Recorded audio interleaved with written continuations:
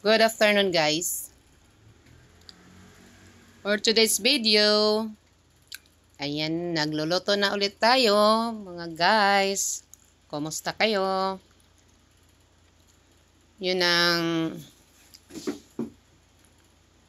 una kong ginawa, guys. Ginisa ko tong pangsahog ko sa sari-sari ng mga gulay, yung gi-prepare ko kahapon, yung video ko kahapon. So, ngayon ko na lang siya i-voice over. Ngayon ko lang nakapanahon, guys. Ayan, nilagyan ko siya ng tubig kasi para mapalambot natin maayos ang pork.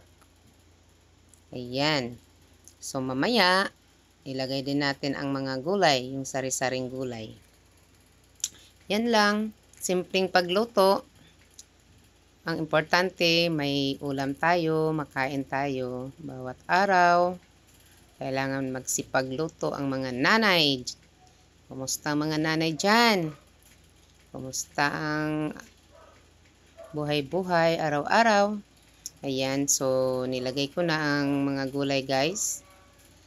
So, mabilis lang lutuin tong mga gulay kasi hiniwa ko to siya ng maliit para mabilis maluto. Ayan.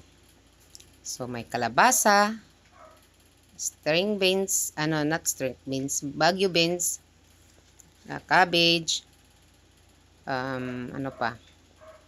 sayote. Basta marami to, guys. May okra. Ayan. Kaya tinawag siyang sari-sari na gulay. Kasi daming mga hinalo-halo na gulay.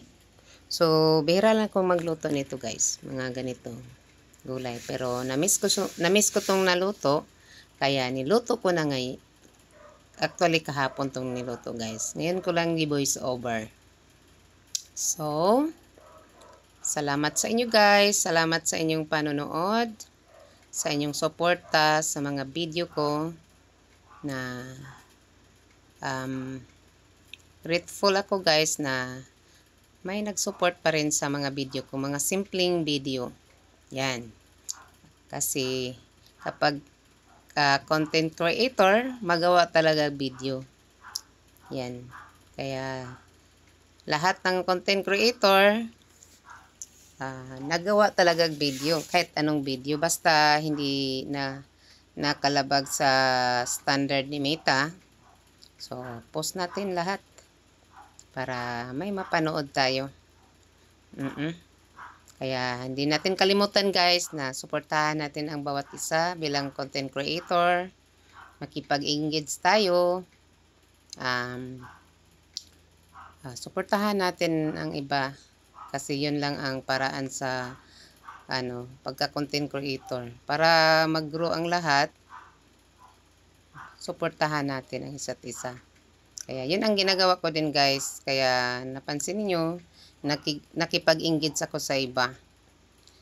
Manood sa video nila, nag-comment, nag-react, nag-share din paminsan-minsan. Yan, ganyan ang buhay content creator. Mag-create talaga ng mga videos, ma-reels or long form video. Tapos, mag-post din tayo ng mga text post, guys. Mga